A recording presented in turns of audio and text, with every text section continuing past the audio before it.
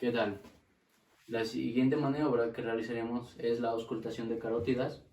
Ya tenemos aquí a nuestro paciente y vamos a realizar esta maniobra por medio del estetoscopio. Lo vamos a tener en campana.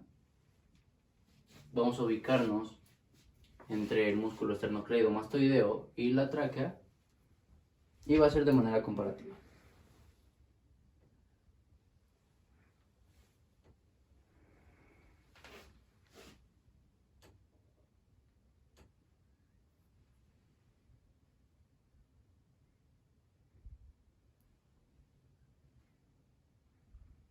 Del mismo lado.